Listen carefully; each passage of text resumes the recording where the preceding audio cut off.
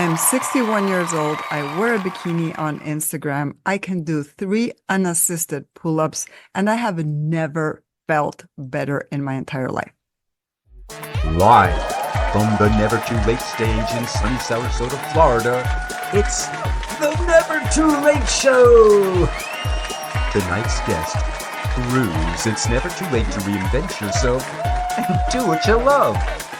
And now, helping women turn what now into watch this, here's your host, Teresa Bueno. Welcome, Lorraine. It's so great to have you here. This is awesome. Let me tell the folks a little bit about you. You went from broken to bikini post and best-selling books, I might add.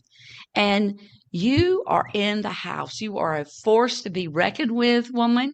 And we're so happy to have you here. You're living proof that really is never too late to live your best life. How do you feel about that? Do you feel like you're living your best life right now, Lorraine? I really do. And I'm not just saying that. I feel I have all the ingredients and I've used all the tools to live the life I was always meant to live. That's awesome. And you created that life too, didn't you? I think we all create our lives, and my life now is built on mistakes, on failures, on tough moments, on depression. And it's not what happens to you, but what you do with it. And I feel that all those tough moments and overcoming them are what took me to a place of knowing myself and being able to pull from a toolkit that provides the mental stamina and the grit to do a lot of things that I never imagined I could do, like doing pull-ups at 61 when I had never, ever, ever done them.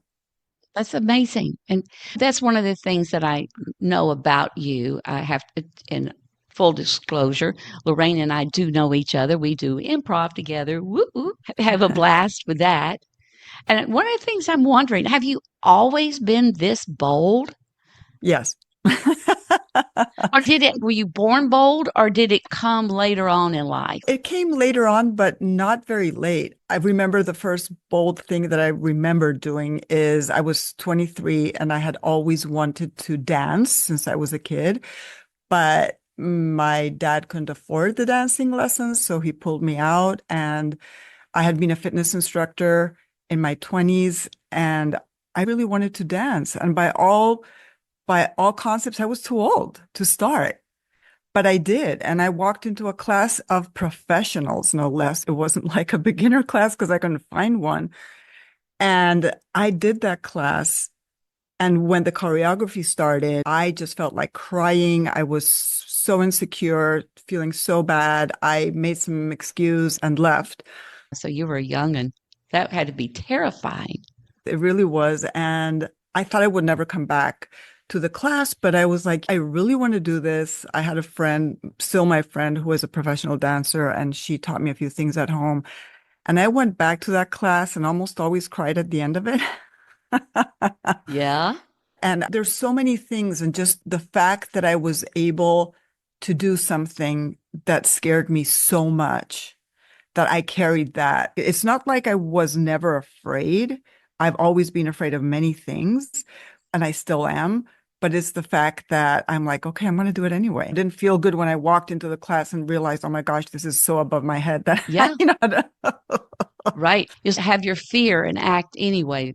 That was a big awareness that I got probably not until I think I was about 39 when I first had that aha in a course that I took.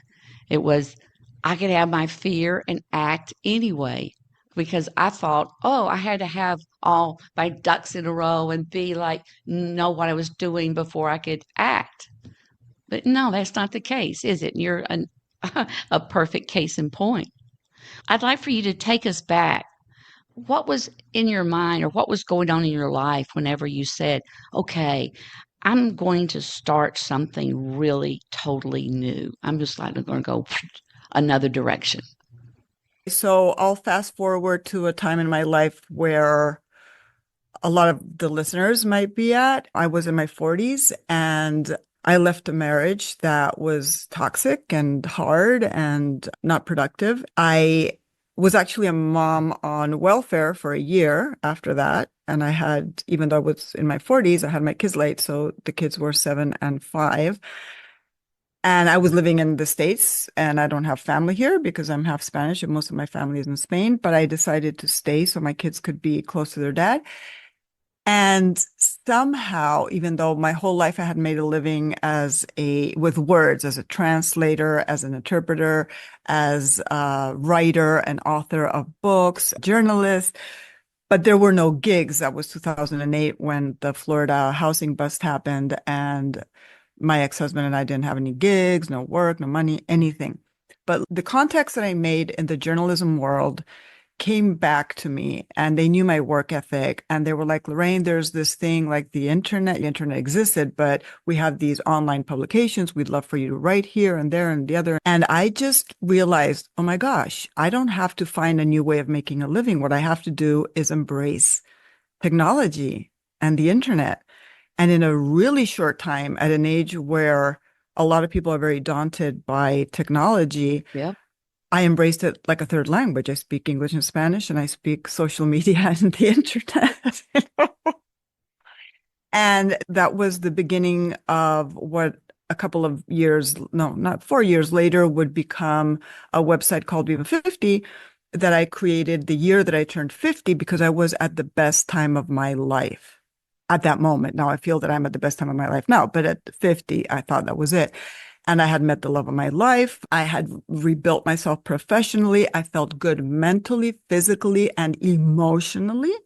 And I was just satisfied and content. And I wanted to show other people, specifically women who are following me online, that it is not only possible, but it is great to even be alive after a certain age.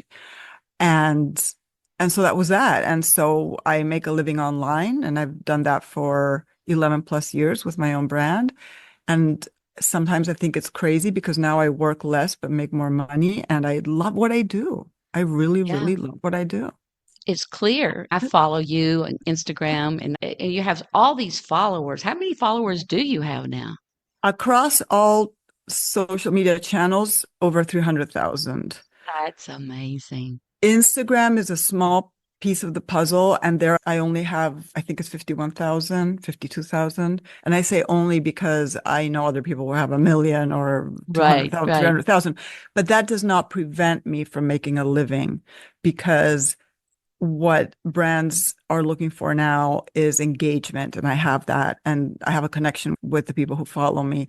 And I just recently launched a Substack, which you followed. So thank you. And I Yes. hope you continue with yours because it's a new way. What I love is creating community and creating relationships with other women. And it's not only about posting, oh, look what I do. And I basically share my life, but where the real magic happens is in the direct messages that people send to me. And maybe Yeah. we're talking about our struggles, what I'm going through, what they're going through, things that I don't post in public because they Mhm. pertain other members of the family, like the kids. Right. But other parents are going through those struggles as well, or mental health challenges or whatever. That is what I love. Yes. And it's like I say, it shows. Thank And I want to ask because it seems like you have such a handle on this reinvention of yourself. What's something people don't realize about starting over that you think that you've learned? So I think what I learned personally was that I wasn't really starting over, is that I was taking my skills to a different medium. I did think of it at some point. I thought, yeah, I reinvented myself. And I'm like, no, I'm still doing what I always did, which is work with words, but now with images. Like I never thought of myself as a visual person. And now I'm doing my videos. I edit my own videos, at least for now, because I like the challenge of being 61 years old and being able to figure it out and being able Yeah. to, that is why I do that. But I think in my case, it was I took everything that had always helped me because for reference, I have always worked for myself. Like I'm 61 and I started working full time at around 18, and I have always worked for myself. I tried to have a job here and there. It didn't work. I didn't like the Hmm. structure. So the whole point is I did not really reinvent myself. What I did is take what I knew and adapt it to a new medium. And I think a lot of people, what they might not be getting is, wait, I have these skills, the same skills. What can I apply them to that I really love to do? What do you do whenever you're up against those moments that you feel either stuck or lack of inspiration or passion for what you're doing? What do you do? I wait it out because I am old enough and experienced enough to know that this too shall pass. I've been through it before. It's something that youth does not have. I was talking with my 23, almost 24-year-old daughter who's going through some challenges, and I was telling her, you don't know this, but you're going to be okay. I know it because I've already been there as you have long enough that we've been through things and we know this too shall pass. And I know that the feeling of not being good enough or that my work isn't good enough or I'm stuck or there's a dip or I'm uninspired completely, I just have to wait and Yeah. continue to do the work uninspired and unmotivated and scared. And then suddenly one day I'm like, oh, I love it again. You know? It goes back to what one of the things we were just talking about in the beginning was that you can have your fear and act anyway, but you can have a lot of things and act anyway. You can have your boredom and act Mm-hmm. anyway. You can have your frustrations and act anyway. You can have your doubts and act anyway.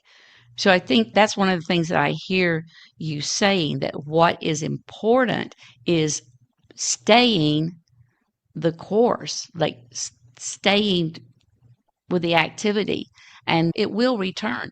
There's, I think that's also one of the things that sometimes action will generate that passion again. Have you found that to be true? That if you might be in the dumps or like down, but if you just get up and go do that thing, suddenly, Yes. And another thing is, I was having this conversation with mutual friends recently about creativity and all the rest of it is that I'm the kind of person who, while other people are still studying how to build a website, whatever, I'm 11 years into it. I started without a logo, without knowing what we were doing. My husband, Phil, who's an author and he was a photojournalist. Now he's a photographer of me. Poor guy. But we didn't really know what we were doing. I knew it to a degree, but I didn't know if it was going to work. And I remember other women, midlife women back then saying, oh, I'd love to talk to you to see how you did it. And then I had these conversations. They never did their thing. And here I am 11, almost 12 years later, still doing things and launching new things and getting into them. And I just launched this Substack called Aging Like a Legend, which is a really bold statement. But I thought if I think about it too much, I'm not going to do it. right. And then 2 years from now, I will regret not starting a Substack. So, talking about improv, that's where you and I met. And how has improv impacted your life? Or what did it wake you up to? Oh, so many things. First of all, that I was able to do something that scared me a lot, which was improv. Like I kept going to the shows. Friends of mine had done it, and I never took the step of actually signing up. Once we started doing it, I realized, oh my gosh, this is the yes and concept and the thinking on your feet and just building community and being aware of other people, listening. It helped me listen more. I'm Spanish, so we talk a lot and listen less. So it taught Doesn't me happen to just to Spanish people. so it, I guess you're right. It's a human thing. I listen more. It's helped me deal with very crazy personal and very challenging personal situations with our kids and realizing let's pivot, Yeah. this was my line and this was my storyline, but now it's this other one.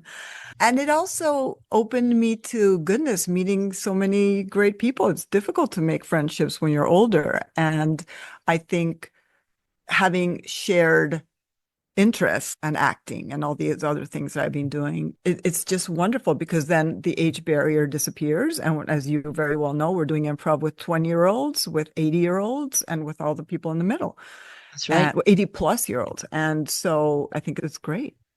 How did that play into or did it play into your bikini poses on Instagram? I mean, daring for someone your age. You have a beautiful body, and there's absolutely something to be proud of. There's a lot of women out there that would go, God, I'd never do that. What Oh, do you say to those women? first of all, I was raised in Spain. It's much more open about your body. But at the same time, I think at one point, the kind of bikini pictures I was posting, and I might do those again, were not the ones where you're trying to show, look, I'm this age, and yet look at how good I look. It was more like, I also have the sagging skin. I also have the crepey skin. I have everything that you have, but most people don't show it. What helps you keep that wisdom, keep your sanity? Do you have a stay sane routine, or what keeps you grounded and growing and glowing? I work out, but I started working out when I was super young. I was 13, or when I started running with my dad and I started doing yoga, and I just never stopped. I was a fitness instructor at some point, became a certified yoga instructor at 55 when I did Wow. not think I was going to do it. But there I am. And it wasn't really so I could teach yoga, it was more so I could understand it better. And so that brought me to, okay, physical exercise helps me.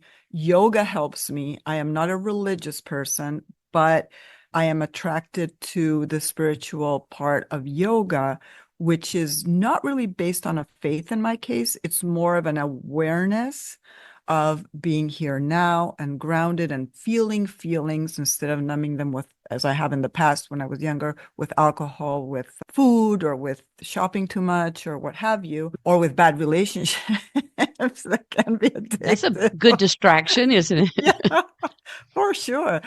And now I've learned to sit with the awful feelings because I know that they're just going to go through me. I'll have a bad time, but I have to go through that bad time for that to pass through me. What is the biggest myth about aging or midlife that you wish you could retire Mm. forever, that nobody like just break that up, destroy that myth? That you can't keep up with technology. I'm 61 and I know more about making a living online than a lot of 20-year-olds, my own Yeah, kids. Like they're good at the aspect of, social you media know, and stuff like that. Yeah. yes and no, because they don't know how to make money with it. Not everyone Well, that's does. different. They can keep up with their friends maybe, but they don't know how to make money. That's a whole different ball game, don't you think? It is, but if you don't understand how social media works, you can't make a living. I never hired anyone to tell me how to do that. Like I'm the one telling people, like I hire people, and I'm like, okay, you have to do this and you have to do that. You mentioned a little bit ago about your new. Substack. So here's what happened last year. I had a publisher reach out to publish a book on being over 60, and they were telling me that there are not a lot of books of postmenopause. There's a lot about menopause, about being 40 and 50 and blah, blah, but not about after that. I I want to be a lot more conscious of what I write in the form of a book. And so I said no to that project, but I didn't say no to the book in my head for me. They just gave me the idea of what I want to write about. Yeah. And then my agent and manager, who I've been working with for, we're in our 9th year now, she talked me into getting on Substack, which is like a blog and social media all combined, but it's also a Mhm. newsletter. And I didn't want to do one more thing. But then she gave me the opportunity to hire someone who would help me get it all organized so I didn't have to start from scratch. Tell us, Lorraine, if for anyone watching us who's feeling stuck, like maybe it is too late for them or that they are missing some other attribute or quality, what would you say to them? I know it's going to sound really trite, but fake it till you make it, because honestly, it's the one thing that I've done since I was really young that kept me going. Like the first time I was an interpreter, I was Cindy Crawford's interpreter. Those older Wow. people will know who she is, but the younger people have no idea. I was her interpreter in Spain. And when she did her Revlon tour, I was in my 20s. And I remember being asked, do you think you can do this? And I'm like, yeah. I was so scared. It's Oh my God. What if I had failed? I could have. Of course I could have. And I failed in front of people on an improv stage and I've bombed. But the thing is that in life, or at least in the creative life that one can have, like I've had it all my life, but for those people starting it later, being so used to failure that it doesn't feel bad anymore. Yeah. Back to something you were saying earlier, that this too shall pass. Yeah, and it does. Trust me, it does. And nobody will remember. Only you will. And you can take the lessons with you, right? There is Yeah, no failure. There's either success or a lesson. You learn yeah, something yeah. every time things don't work out the way you want them to. Lorraine, how can people get in touch with you? If somebody wants to follow you, know more about you, what do you tell people? I tell people Google me. Google me. Yeah, Lorraine Ladish. If you look for Lorraine Carbonell Ladish, that's my full name, but I go by Lorraine Ladish. You'll find me. I'm too easy to find. And we're going to make it even easier because we're going to post all of your social media so people will know how to do that. Sounds And good. so before we end today, though, we're going to do the rapid fire questions for Lorraine C. Ladish. First one's easy. Coffee or tea? Coffee. Okay. The last thing that made you laugh out loud? You. Well This done. conversation. If they were going to make a movie of your life, what would the title of it be? What I'd said before, life is relentless and so am I. That's a great title. And then finally, if you could have dinner with any one Mhm. person, dead or alive, who would it be? Barack Obama. Well, thank you for that. And now then, one more thing, as we always end with our guest favorite joke or riddle. What's something that makes you laugh? Okay, so it's neither of those. It's kind of a tongue twister. Something that my dad said to me when I was a kid, and I learned it. I didn't understand it when I was a kid, but my dad was trying to teach my sister and myself English and Spanish. Mm. And this was I don't know if it's called a tongue twister. You'll tell me when I say it. How much would a woodchuck chuck if a woodchuck could chuck wood? Well done. And that is a tongue twister. Excellent. Lorraine, you've just been such a delight to have you here on the show. And I know you've inspired so many people as you do me and all of us who know you. And I can't wait to see more about aging like a legend and just see what you're up to next, girl. You keep going. Keep Thank you. doing, Too. keep You doing you. too. You We too. will. Thank you. Thanks for spending time with us on It's the Never Too Late Show. Like, subscribe, and share the spark. Because reinvention's more fun with friends. Not sure what your spark is? Take the quiz at itsthenevertoolateshow.com. Until next time, stay bold, stay curious, and we'll catch you later. Later.